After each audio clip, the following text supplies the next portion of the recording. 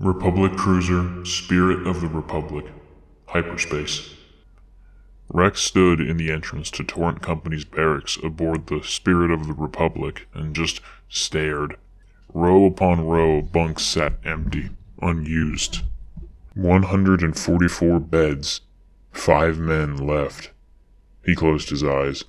Lund took 2 shots, one to the waist and one to the head. Korik wasn't doing well. Geta was cut down by droid fire almost as soon as they had crossed into the threshold of the monastery. Hez was disintegrated by dwarf spider droids. AR was decapitated by shrapnel after taking out a tinny at point-blank range. Vase had been picked up by one of the super battle droids, which had proceeded to put 2 rounds through his chest. He'd been tossed aside like garbage. He didn't know if Kato had been shot by droids or if he'd just expired with no one around to keep him stable. Either way, he was gone. They were all gone. Them and droves of others. Torrent Company was all but gone. It was just him, Korik, Nax, Addy, Zier, Ridge, and Dell. They were all that was left. If anything else happened, the company would have been completely dissolved. As it was, Torrent Company was going to be completely different after this. Rex wasn't sure when they'd get new shinies, but he wasn't looking forward to it. New faces, new kids who needed to be made into veterans, new troops that wouldn't last a week, and the cycle would just continue into infinity for all he could tell. Rex glanced around at his men. Korik was obsessively cataloging his medical kit, even though he had already done it twice in the hour since they picked up Skywalker and Ahsoka on Tatooine. He knew the man blamed himself for the troops he couldn't save. It was a problem many medics struggled with. Nax was adding names and numbers to the memorial labeled Teth on one of the walls. He had a good memory. Addy was beside him, helping. Zier sat on his bunk, disassembling and reassembling what looked to be a comlink. Dell slept. Rex needed to not be here. He turned and stalked out into the corridor, not looking back. He hadn't even bothered to change out of his armor. It was still dirty, marred by glancing blows, burn marks, and more scratches than he could count. He hadn't hit the fresher yet either. Probably looked like shit. Felt like it too. Without realizing it, Rex had arrived at the entrance to the ship's mess hall. Eating would be good. If I can stomach it. He hadn't had much aside from a few dry rations in the last 24 hours. A meal might do something to improve his poor mood. Even if it didn't, it was better than nothing. He needed to do something besides stare at all those empty beds and think about the nearly 150 death reports he'd have to file later. The door slid open. The mess was empty. Of course it was. An entire company of 501st troopers had just been killed, and more before that on Christosis. They were a little understaffed. Rex stepped into the mess and cast around for somewhere to sit. It wasn't like there weren't options. Rex. He started at that. The voice was his own, but no. Rex scanned the mess hall a second time and, to his immense surprise, saw Commander Cody sitting at one of the tables just out of view of the door, an empty food tray and a datapad resting before him. Rex frowned. If he hadn't noticed his best friend sitting practically right in front of him, he was really slipping. Regardless, he trudged across the mess hall and sat down across from his brother. Hey, Cody. I didn't know you were on board. I decided to stay after we followed you to Tatooine. Cody explained. Thought you might appreciate the company. General Kenobi said we wouldn't have new orders for a few days. I do appreciate it, Rex admitted. He tugged off his helmet and set it on the table in front of him. Cody's eyebrows shot up, causing the long scar that framed the left side of his face to distort. You look like hell, Vaughn. I've just lost nearly all my men, Cody, Rex said, dispensing with the command formality since they were clearly alone. I spent days pinned down under fire on Christophsis, crawled up a cliff under heavy fire, had a Saj Ventress try to cozy up in my head, and spent the better part of the last rotation pinned down holding off a battalion of droids. He ran one gloved hand down his face. It's been a long couple of days. Cody didn't reach out. It wasn't his style. His tone, however, conveyed all his feelings perfectly. I know. Rex appreciated that. He was a captain, a leader, a clone. He had to be rock solid. He couldn't afford to wallow in self-pity and grief. He needed to get in control again. Still, he wasn't quite sure how. He'd never experienced a defeat this big before, never dealt with casualties this disproportionate. Not even Geonosis had been this bad for his unit, and that was mostly down to luck. Other units had been entirely wiped out. Some squads had been entirely KIA except for 1 or 2 members. The Republic had called Geonosis a victory too, just like Teth. Rex had a different opinion. Sure, they'd rescued the Hutt kid and gotten him back to Jabba just fine, but that didn't do much for all the dead men that were currently being shipped back to Kamino to be recycled. He hoped those hyperspace lanes were essential to the effort. He really did. He wasn't sure how he was going to sleep at night if all those lives were wasted on something inconsequential. Come to that, he wasn't sure how he was going to sleep at night anyway. I just can't help thinking that this was all for nothing, he admitted. In a week's time, I'll have a company of all new men, and we'll be sent on some other mission, and this whole thing is just going to happen again. Cody didn't say anything for a moment. His eyes cast around the room, as though he were looking for something to let him know what he was supposed to say. Rex, you know there wasn't anything you could have done. I know. Doesn't make it any easier. No. Cody said. It never does. We've all lost brothers we care about. We'll all lose a lot more before this war is over. But it's what we were created to do. We're meant to fight so innocent people don't get hurt. You know that. I know that. The Jedi know that. The boys know that. Even if you don't believe in whatever intangible things they tell you are important, like hyperspace routes or whatever, you just need to find something to fight for. Something you believe in. Rex was surprised. That was a mouthful for Cody, who normally stuck strictly to protocol and spoke in short, clipped sentences. Well, what do you believe in? Rex asked, leaning his forehead onto his hand. Cody gave a short laugh. General Kenobi, he said. When Rex raised an eyebrow, he continued.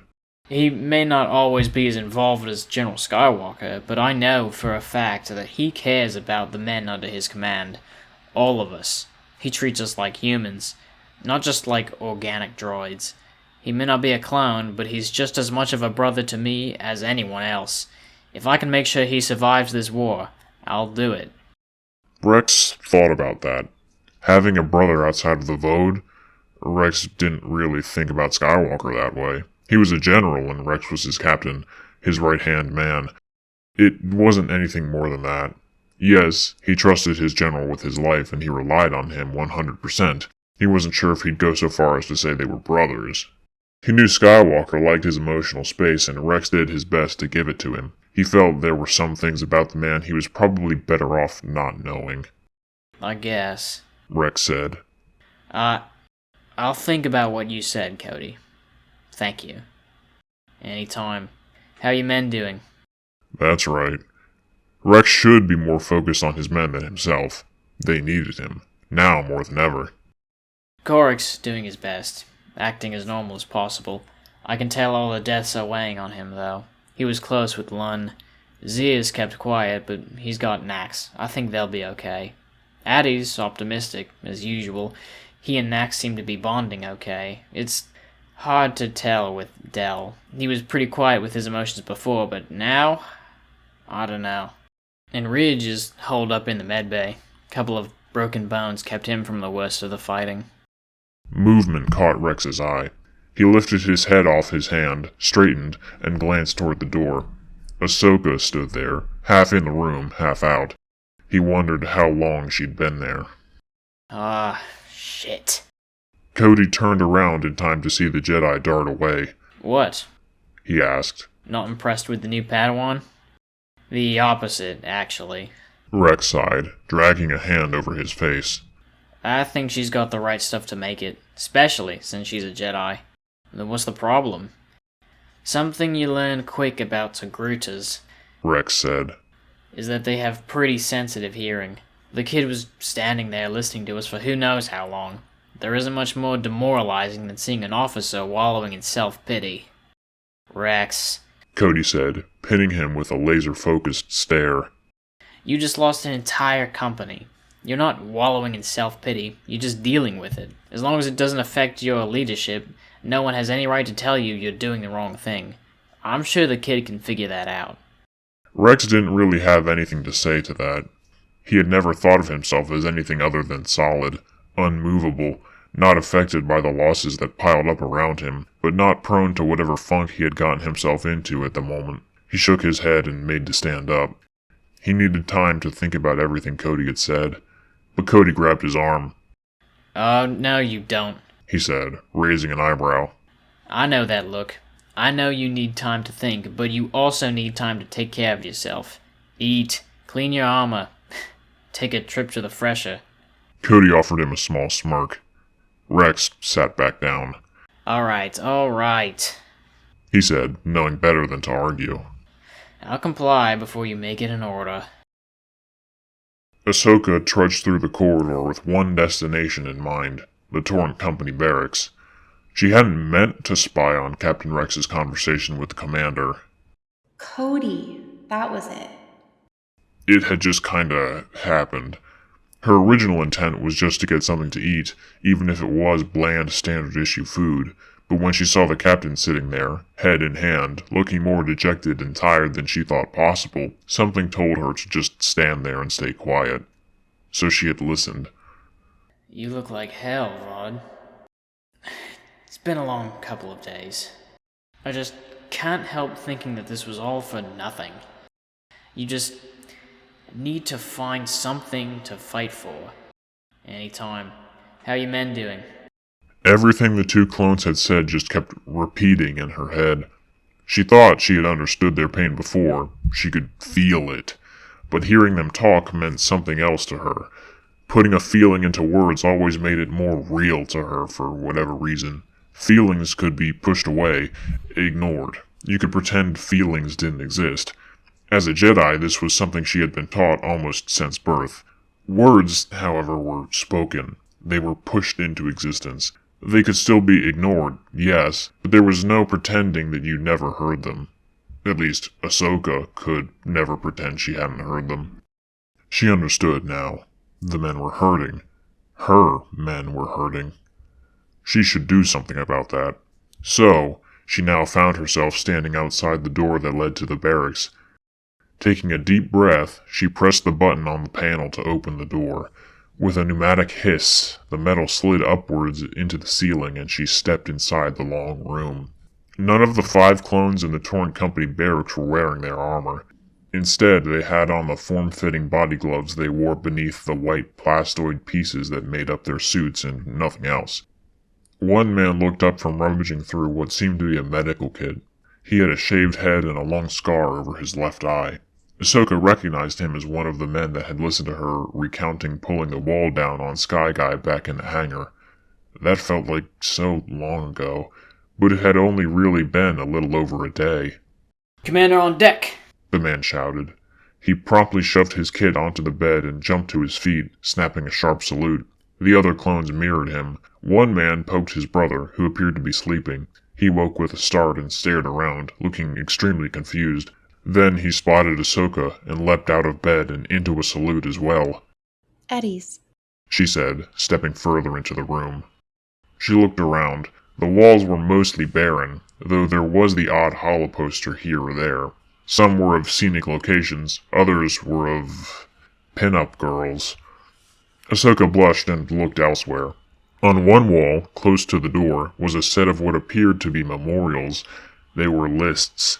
At the top was a planet name, and below that was a list of names and numbers of all the men that had died in the battles. There were so many. They were barely a couple of months into the war. How many men had been lost already? She wasn't sure she wanted to know the answer. Little trinkets adorned the lists, a medal here, a personal effect there. Do you need something, ma'am? The voice snapped Ahsoka out of her staring. She snapped around to the speaker, the same clone that had initially noticed her entrance. His voice triggered something in her memory. I bet you wish you had a helmet with filters right now, ma'am. you're Korik. She said, pointing at him. He looked confused. Yeah, that's my name. I know. This wasn't going how she had planned at all. I wanted to check in on you all. See how you were doing. I know this can't be easy on you.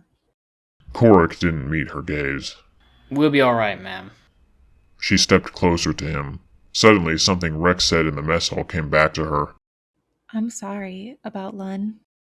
I'm sorry about everyone. Korik's mouth worked for a moment, but no sound seemed to come out. Ahsoka's peripheral vision detected movement. The other 4 clones had drawn closer. It's fine. Really. I can sense your pain. Ahsoka said. She reached up and placed a hand on Korik's shoulder. He started, but didn't pull away. She looked at the men. I can sense all your pain. It's not right if I just ignore it. She released Korik and turned to one of the other clones. He had listened to her story too, as had the one next to him. What's your name? Nax, ma'am. His hair was blonde, like Rex's, but it wasn't quite as bleached. It was longer too, and he had a fine layer of stubble on his face. Human hair. It was something Ahsoka didn't think she'd ever understand. And you? Addie, ma'am. Addie's hair was a natural black and was long enough to be slicked back. He had a blue ring tattooed on the right side of his forehead. Okay, Addie. Ahsoka gave her best grin. What do you do for fun around here? 5 minutes later, Ahsoka found herself seated at a table in the back of the barracks, already on her second hand of full system. Korik, Nax, Addie, Zir, and Del had all joined her, and she'd actually managed to get smiles and even a few laughs out of all of them. It felt good. They deserved recognition, to be treated as more than just soldiers. Do you guys bet on anything when you play? Ahsoka asked, eyeing her cards. Zir shrugged. Weapon mods, rations, god duty shifts, holozines. It's not like we have much. Sometimes it's alcohol. Addie said. Del punched him in the shoulder. Shut up! You're gonna get us put on probation. Ahsoka laughed, waving him off. I won't tell if you won't. Del looked sheepish. There was a long crescent scar that ringed the left side of his face, and he wore his hair in the short, double mohawk she had seen on a few clones. Instead of being colored red, however, he left it black. Sorry, ma'am. I'm just not used to, well, this. Sky Guy doesn't spend much time around you? It's different. Korik explained, setting down 3 cards and taking one from the community pile. He's the general. He's always been on the level with us, treats us right. But there's still a line. If he ever came in here and asked to play around with us, I'd drink my supply of Bacta. That got a laugh out of everyone. Ahsoka was the first to sober up. Should I not be here? She asked, tentatively. Zir waved her off. He had what Ahsoka had come to think of as the standard clone haircut, though he was working on cultivating an impressive beard. Nah, I reckon you'll be fine. I don't think there's anything in the regs that says you can't be here. Will Captain Rex be alright with this? Addie shrugged. He picked up a card from the table and scowled. I don't doubt it. The captain's got a soft spot for you anyway. He wouldn't kick up a stink. Ahsoka leaned forward, her brow furrowing. What do you mean? Either he really likes you, Korik said, smirking as he shuffled through his hand. or he's got Django's good with kids gene, which I'm not sure exists. He's more patient with you than he ever was with me. Addie chuckled. She hasn't slipped him neon green hair dye yet. Del pointed out. Unlike you. It was worth it, though. And the table devolved into laughter again. Ah.